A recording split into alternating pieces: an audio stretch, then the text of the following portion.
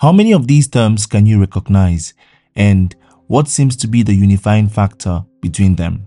So, porn and SEO, sexting, cyber sexual harassment, sugar baby blackmail, revenge porn, nude distribution, digital orgies, online dating, digital remote stimulation, digital seduction, camming, cyber sex, phone sex, meta porn. Well, were you able to recognize any of these terms? Alright, let's get things straight. Good morning and welcome to day 16 of 40 Days of Sexual Purity, hashtag 40DSP. Today, I'll be speaking about sex, temptation, and technology, focusing on sexual temptation in a digital age, maintaining purity in online spaces, and seeking accountability and support in overcoming digital temptations. So, stay right there. Hey, many people need this message, young and old, parents and children. Please like, drop a comment, and share this video to all your contacts and across your social media platforms. We have a goal to reach 1,000 subscribers on this channel by September, and so we need you to help spread this message by asking your friends to join the series on sexual purity and learn about sex. If you get 5 people to subscribe to this channel this week, then we will reach our goal. So go ahead and be a digital evangelist. Thank you. All right, let's get back to it. Now, whether you're a young person or a parent, you need today's lesson to help you understand how the digital age is shaping sexual behavior. I have so many stories to describe the impact of all that I will share today. As a counselor, therapist, and pastor, especially to several young people, I can tell you that I have hundreds of stories to share. Now let's begin by defining all the terms that I mentioned above. First, what is porn and SEO? Now, porn and SEO, basically search engine optimization, involve optimizing adult content for search engines to improve visibility and traffic. I said this before, anyone who goes on Google and on almost any social media platform and basically texts free adult videos, porn, or anything that looks like they're about to watch porn content is going to watch that content. None of this content is hidden. Nobody is ensuring that online content is censored. And so there's a need for actual work. You see, I told someone the other day, porn is as easy to find as one can search the name of anyone. So if you can search for anything, you can search for porn and you will find it. And that's a problem because any child who has access to a digital device can basically write the word porn and will be shown a porn video. Back in the day, adult and explicit content was very censored. Nowadays, it no longer is. Sexting means sending sexually explicit messages, photos, or videos electronically through messaging apps or social media platforms. For example, sending a suggestive text or a nude photo to a romantic partner. You know, sexting basically means having sex while texting, or texting your sexual intercourse, arousing each other with text messaging. All of that means sexting. And I can tell you, so many parents have no clue. Their children tell you that they're walking in sexual purity. But I can assure you that there's a lot of sexting going on. In fact, I know some young people who had been sexting for so long that the moment they met, oh my God, there was so much that had been imagined during sexting that they wanted to perform or practice. Now, what is cyber sexual harassment? And I want to spend some time to talk about this because it's really important. And so there are many terms that come under cyber sexual harassment. For example, image-based abuse, which is sharing intimate images without consent, also known as revenge porn. So revenge porn is basically non-consensual sharing of intimate images or videos of a person. So nowadays, young people meet, they have sex, they record their sexual intercourse, and then one person gets angry because of a breakup and says, I'm going to distribute your images online. It's called revenge porn. Or sometimes Maybe these videos are taken without the other person's consent. Sometimes one person is just going to ask for nudes, and I call that nude distribution, where one person or two parties are sending videos of themselves, of their intimate parts, naked videos or pictures of themselves to each other. I remember, I think about 5 years ago, I met a lady on the bus, and when I got back home, we were having a chat one day and she just told me, "Hey, I feel sexually aroused, I'm horny." And then before I knew it, she had sent a naked image of herself to me. And I asked her, what if I decide to share this image? Of course, I deleted it, I blocked her. But that's crazy. And it tells you that there's a need for help. All right. All of that is called revenge porn. So we exchange nudes, and then because one person is angry, he begins to bully the other person and say, "I'm going to send these images." Last year alone, I was following up a lady whose, online boyfriend was bullying her. So they had dated for about 5 months, sexting, sharing nudes and all of that. And then she decided to break the relationship. Eventually, the guy said, "You know what? I'm going to distribute your images online." And after counseling her, I sent her a message to send to the guy. In fact, basically, the guy was chatting with me and he did not even know. So every message he'll send to her, she'll forward to me and I'll respond. And of course, I know the pathology of such kind of people. So as a therapist, I know how to handle them. So if you're struggling with that kind of person, if you're, facing revenge porn, find somebody who is an expert. They will know how to handle the situation. Now, recorded sexual assault. Again, non-consensual recording of sexual acts. For example, two people are having sex and one person has a hidden camera. Another thing that is cyber sexual harassment is what we call deep fakes. Now, deep fakes involve AI generated fake videos or images. So I can generate an AI image of somebody, or even basically manipulated text messages and audios. So someone can just basically take all of the audios of 40 days of sexual purity so far and just cut them to make a statement that I never said. And right now, AI can do that by just using my voice. It's crazy. And many of these things people use for bullying and for extortion. Another thing is, of course, sexual extortion, where someone is coerced into providing sexual images or acts. So someone is telling you, if you don't send me a nude, I'm going to do so and so thing to you. And that's a serious issue. All right. Another element of cyber sexual harassment is called doxing. And doxing is basically publishing private or sensitive information online to harass or intimidate someone else. So a lot of people are doxing nowadays, and many young women are under attack. I can tell you that many young women, a lot more young women are under attack. We have what we call cyber dating violence, which means abusive behaviors in online relationships, including threats and control. We have cyber harassment, so just persistent online harassment, or what people also call cyber stalking. So monitoring someone's activity online without consent. There are people that once they start getting close to me, they follow me everywhere, they start sending me stuff. You block them on one platform, they follow you on the other. Now, I'm an adult and I know how to manage this, but I can tell you that many young people are being stalked. All right.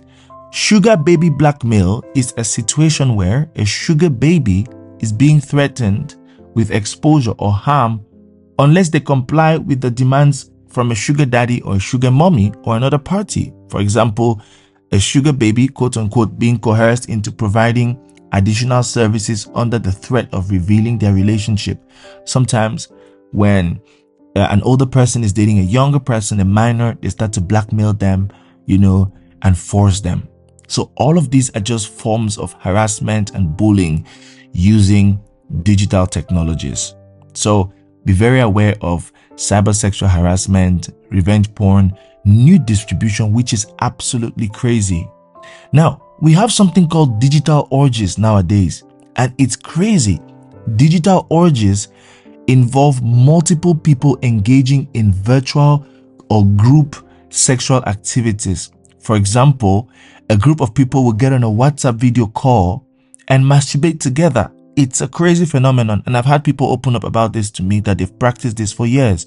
Or just, phone sex or digital sex, which means that these people are going to be having sex with each other. So sexual activities, sexual conversations. They have what we call chat rooms. There are some Telegram channels which are crazy. Some Twitter spaces or chat rooms, video calling, platforms, sometimes even on Zoom. 2020 and COVID really shifted the world. And a lot of sexual impurity happens online. Many kids, I'm talking about minors, you see, are in danger and are at risk here. When it comes to minors, they are highest at risk. Of course, all the people engaged in these activities, cyber sex, phone sex, camming, which involves performing sexual acts or engaging in erotic behavior on a live webcam broadcast. And camming is so severe because nowadays there are online streaming platforms where people pay to watch live streaming of someone else, masturbating or engaging in sexual behavior. Camming is so intense that the people watching can basically tell the person on the other hand what they want them to do. And this is a bit more intense than pornography, because when it comes to camming or sex streaming, what happens is the person watching can tell the one performing what they want. Camming is a big industry now because you swipe your card, you pay, and you tell me what you want me to do.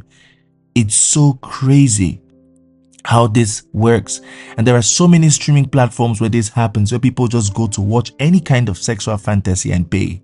In fact, if I'm being honest with you, I was following up someone who, by the time this person was opening up to me, they had spent thousands of euros, on a camming platform, and it was really a crazy addiction.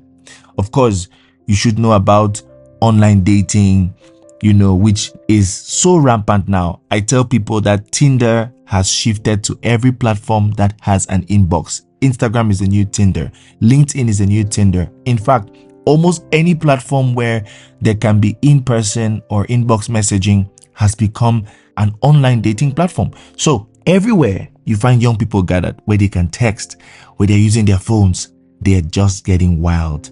And I can keep defining these terms, and even, digital seduction, which means using online communication, messaging, videos, images to entice or arouse someone. And I can tell you that this has become so rampant, flirting online, sending suggestive photos to build sexual tensions, and all of this.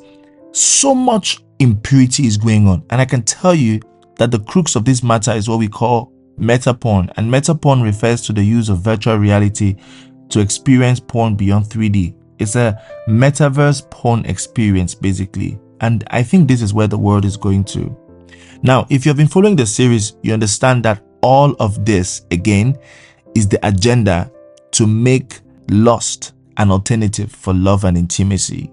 And of course, if you're constantly being stimulated and your sexual hormones are constantly being stimulated alongside dopamine, then there's a dependency created, and all of these will lead to addictions. And I can tell you that sexual temptation is highly facilitated by the digital age. And the challenges and allure of online content and interactions can lead individuals to engage in inappropriate or harmful behaviors. And there's a widespread availability of explicit material, of dating apps, social media platforms, and navigating temptations in a digital age requires so much work. And many parents, when they hear things like this, they're just drawn to saying, you know what, we are such a perverse generation. And I don't think that's how we need to handle this. Of course, seeing all I just said or hearing all I just said lets you know that there's much more work for the young people, which means that maintaining purity in online spaces means a lot more work. You cannot avoid using a phone. You cannot say you're not going to buy children a phone. In fact, I always tell parents that the first thing we have to do to maintain purity and manage temptations in digital spaces is to invest in value development. You see, I tell people that you can withhold or separate children or young people from gadgets, but the day they will lay their hand on that gadget, if they don't have the value, they will still fall. So invest in value enforcement, develop the right values. I have such conversations with my children. I have a teenager with me, and so I have a lot of conversations with her about sex and its dangers and sexual intimacy. We have so many conversations. In fact, when she meets her peers, she's the one leading the conversation, which in fact is a good thing because she's leading the conversation with the right information. And that's the first thing. Invest in value enforcement. The second thing to maintain purity online is you must control online behavior and activity. Set filters, block certain apps, block things. If you're struggling, you must curate your online content. You have to make sure that you have all kinds of blockers to prevent yourself from viewing. The truth is, you could be browsing on a channel and just a healthy channel, and then a sex ad just pops up, and that's crazy. And so there's a need for more people to sensitize about this. There's a need for more people to build values around this. All the judgment, all the shaming that the older people are sending to our generation is not working. In fact, it's only making the people discover better ways of doing it and hiding. The next thing is we have to foster a healthy environment, or a healthy online environment, of course. So unfollow certain accounts, unfollow all kinds of platforms. If you're on a platform like TikTok and you're unable to curate your content and there's constant stimulation or sexual seduction and arousal, then you have to unfollow all of these accounts or leave the platform totally for the sake of your mind. If you cannot help it, walk away. All right. You have to block content. You see, I take my time on platforms to actually go press the 3 dots and write not interested. And above all, I tell you, seek accountability. Look, no matter what you're going through online, whether it's sexual stimulation, sexual arousal, sexual sin, digital sex, phone sex, or cyber sexual harassment, sexting, all of that, no matter what you're going through, I can tell you that the right kind of accountability is the strongest form of help. Seek to talk to someone. It's so important. And above all, spend time repenting before the Lord.